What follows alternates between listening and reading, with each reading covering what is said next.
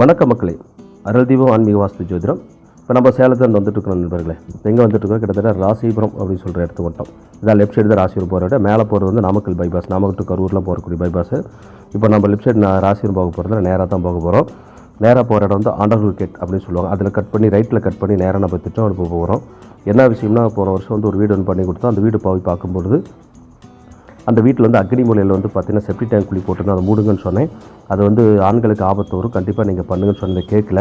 அப்போ வந்து நான் போய் பார்க்கும்போது வீட்டு ஓனர் இருந்தார். இப்போ அவர் உயிரோடு இல்லை. சொல்லிட்டு வந்தால் மறுபடியும் செய்ய முட்டிங்கன்னு சொல்லி நான் அவங்ககிட்ட சொன்னேன். அவங்க வந்து சரி வாங்க சார் இப்போ வந்து பாருங்கன்னு சொல்லிட்டு அப்போ அவங்க கண்டுக்கல. அவங்க வீட்டுக்காரர் இறந்துட்டார். பாருங்கள், கிட்டத்தட்ட திருச்செங்கோடு வந்தாச்சு. இப்போ வந்து வாங்க சார்னு சொல்லி கூப்பிட்டதுனால இப்போ நேராக அந்த வீட்டுக்கு போகிறோம். அந்த செப்டி டேங்க் உங்களுக்கு காட்டுறோம் பாருங்கள். அது 11 அடிக்கு செப்டி டேங்க் பறிச்சதுனால ஒரு ஆண்களுக்கு ஆபத்துங்கிற அமைப்பு. இப்போ வந்து நம்ம திருச்செங்கோட்டில் விட்டு சங்ககிரி போகிற வழியில் பால்மடை அப்படின்னு சொல்லுவாங்க இல்லையா, அந்த இடத்துக்கு நான் போகிறோம். அதில் ரைட்டில் கட் பண்ணி, அது லெஃப்ட்டில் கட் பண்ணி நம்ம மோரூர் அப்படின்னு சொல்லுவாங்க, அந்த மோரூர் ஊருக்கு வந்திருக்கோம். இப்போ போய் அந்த வீட்டை தான் பார்க்க போகிறோம். உங்களுக்கு காட்டுறேன் பாருங்கள். பழைய வீடு இதில் லிங்க்கு இணைச்சிருப்பேன், பார்த்துக்குங்க.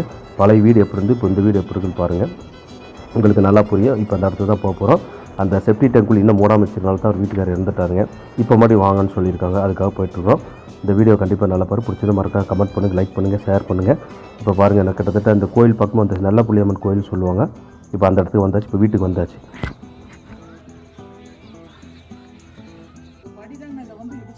படி இடிச்சிட்டிங்களா? கொஞ்சம் தான் கேப் இருக்கா? ஜாயிண்ட் அவ்வளோதானா? அப்போ பெரிய தொட்டி இது. அக்னி மூலம் செப்டி டேங்க் இவ்வளோ பெரிய குழிங்க உங்களுக்கு. பறிச்சிடாதீங்க.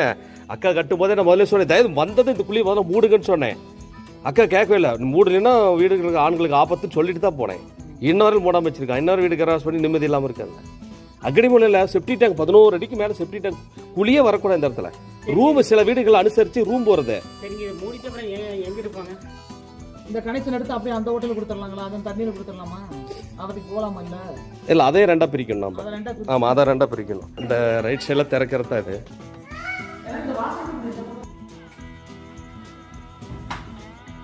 இந்த ஸ்கொயரு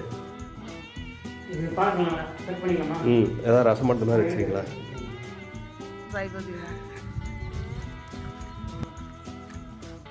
இந்த பைப் நம்ம அப்படி திருப்பி பின்னாடி கொண்டு வந்துருக்கலாம். இந்த சத்து பரவாயில்ல இல்லைங்க. நம்ம நிறைய அவர்கிட்ட மேஸ்திரி சொன்னது கேட்கல. அந்த போக போக பிஞ்சு கிடையாது. இந்த இடத்துல பிஞ்சு பாருங்க, அவ்வளோதான். இங்க முடிஞ்சு போச்சு. இதுக்கு மேல என்ன செய்வீங்கன்னு பாருங்க.